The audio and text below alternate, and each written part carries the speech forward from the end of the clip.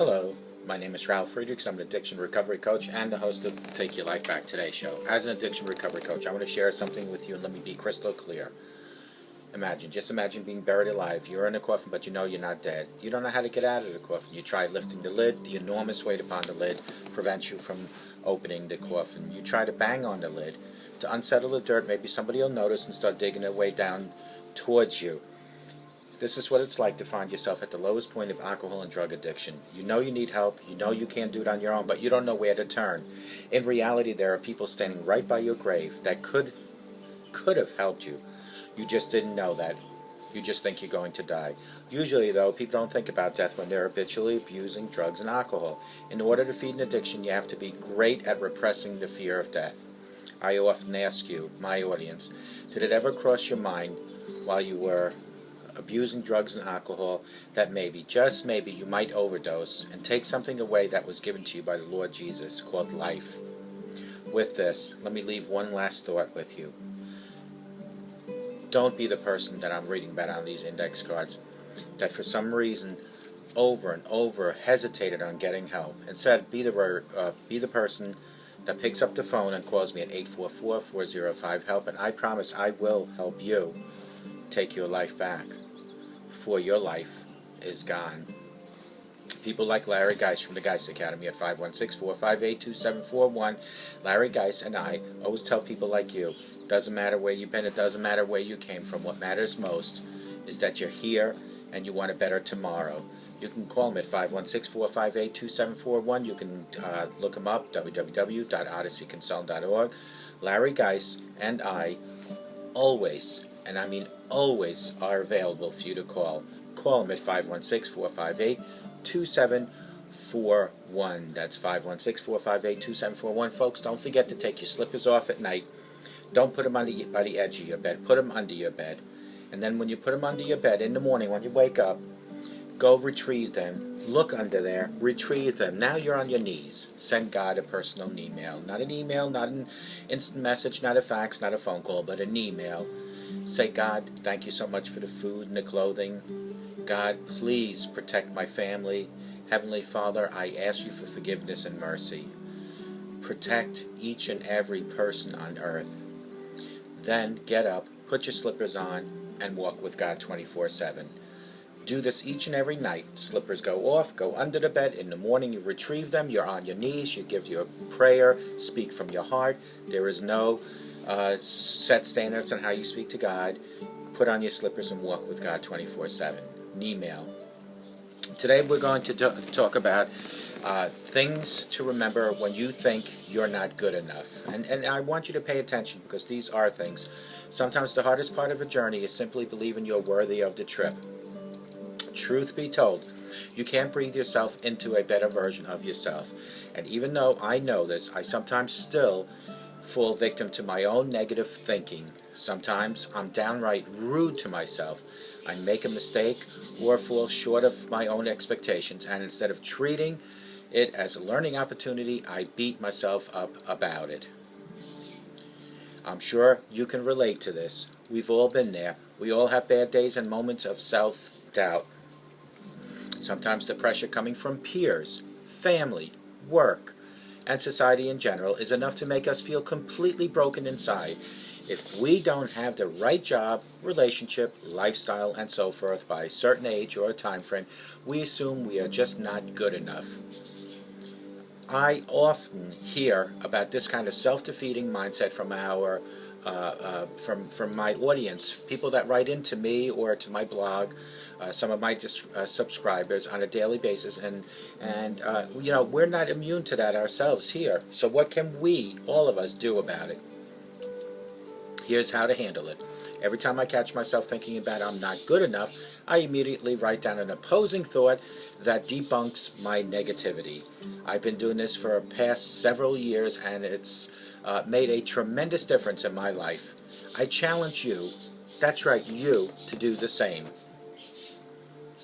If you need a little extra inspiration, here are 20 or so good reminders when you're not feeling good, and that'll make you feel like you're good enough. And here they go. Nobody's doing better than you because nobody can do better than you. You are walking your own path. Sometimes the reason we struggle with insecurity is because we compare our behind-the-scenes circumstances with everyone else's public highlight reel. Forget that everyone else is doing and achieving. Your life is about breaking your own limits, outgrowing yourself to live your best life. Where you are right now is a necessary step. Sometimes we avoid experiencing exactly where we are because we have developed a belief based on our ideals. That is not where we should be or want to be. But the truth is, where you are right now is exactly where you need to get to where you want to go at the end of the day. Everything is coming together in your life, maybe not immediately, but gradually. When times are tough, remind yourself that no pain comes without its purpose.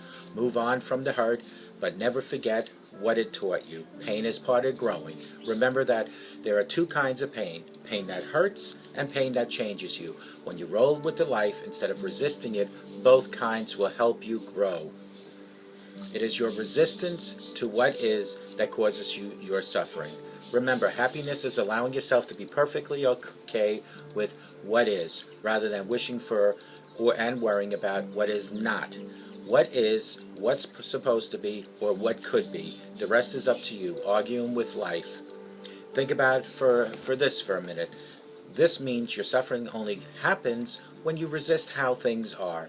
You cannot control everything that happens to you. You cannot control the way you respond to what happens. In your response, it is your power. Every day brings a choice: to practice stress or practice peace. Choose to be miserable, or you'll find plenty of reasons to be miserable. Choose to be peaceful, and you'll find plenty of reasons to be at peace. Think about it.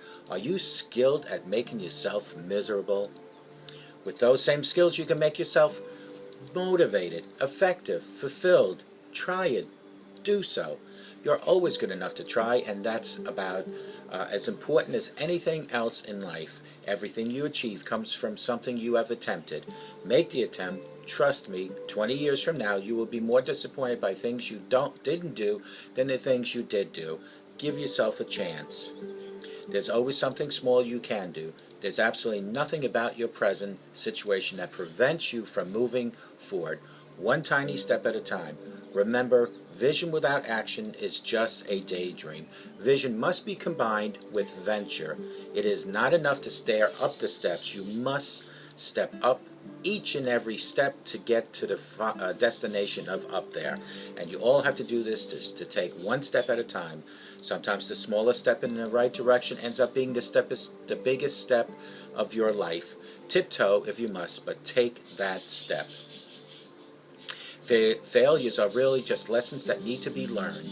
No day is ever wasted when you live it with purposes and presence. Value and enjoy the journey, even when there are detours along the way. Yesterday's impossibilities may be possible today. Experience is the hardest kind of teacher. It gives you the test first and lesson afterward, but it is really a blessing. It means you're growing stronger and more capable with every passing day. So don't you dare give up on today because the way things looked yesterday. Don't even think about the way things looked yesterday. Move on and move forward. What might happen can only stop you if you let it happen. Rather than worrying about what might have happened, move forward and use your energy and intelligence to deal with actually will happen. The quality of your vision drives the quality of your life. It's up to you and how you visualize things and what you focus on. Forget what you don't like. Focus on what excites you. If you see a possibility, explore it. If you have a dream, live it. Those who are passionate and excited about what they're doing have an advantage that is nearly impossible to conquer. Be one of those people. You don't need to get everyone's approval at first. Stop to listen what the world says to you and analyze what you feel that you need to do. Start listening to who you are. Truth be told, there are only a few people in this world who will stay 100% true, and you should be one of them. What you're capable of achieving is greatly based on how much you want it. When it means enough to you, then you can do it. When you're willing and committed and persistent, you will get yourself there every time. Success is neither magical nor mysterious. Success is a natural outcome of consistently applying your focus effort to what you want. The fatigue might be there sometimes, but you must understand that putting it aside is the single most important factor to or in succeeding. Your best bet is to give yourself no other choice. It's amazing what you can do when you have no other choice. In fact, achievement consists mostly of giving yourself no other choices in life. You are more than good enough. You just have to own. You have to own what you are. You have to own everything you are and everything you're up against. If you believe your troubles are too powerful, then you'll never allow yourself to rise above them. Stop fretting. Quit worrying. Don't complain. You know what you need to do. So please, just do it. You have to work hard on yourself too. Self-respect, self-love, self-worth. There's a reason they all start with self. You can't achieve them from anyone else. Earn the respect of others by having the audacity to respect yourself. Dare to love yourself as you would a rainbow with pots of gold at both ends. It's your responsibility above all to see your own value. And this responsibility to yourself means refusing to let go of others. Do your thinking, talking, and deciding for you. It means learning to use your own brains and intuition to make things happen, hence grappling with hard work. Angel and I discussed this in detail, self-love. When I say Angel and I, I'm talking about Angel was the person that was actually wrote an email into me, and I answered this. So we spoke about self-love, and it's a chapter that covers so many different verses. It's a matter of you just doing everything for self first. You are stronger than whatever is troubling you. Use each setback, each disappointment as a cue to push ahead with more determination than ever before. When something bad happens, you can either let it define you, let it destroy you, or let it strengthen you. The choice is yours, my friends, so pump yourself up. You are a lot stronger than you think you are. You may not be aware, you may not be where you want to be yet, but look at how far you've come. Celebrate the fact that you are not where you used to be, that you've moved forward. For everything you've lost, you've gained something else. Appreciate what you have today. Life does not have to be perfect to be wonderful. No regrets, just lessons. No worries, just acceptance. No expectations, just gratitude. Life is too short. The story of your life has many chapters. One bad chapter doesn't mean it's the end of the book. So stop rereading the bad one already and turn the page in your life. You have made the best of some tough situations. Smiling doesn't always mean you're happy with everything. Sometimes it just means you're strong and smart enough to accept and make the best of it. Your scars are symbols of your strength. Don't ever be ashamed of the scars life has left you.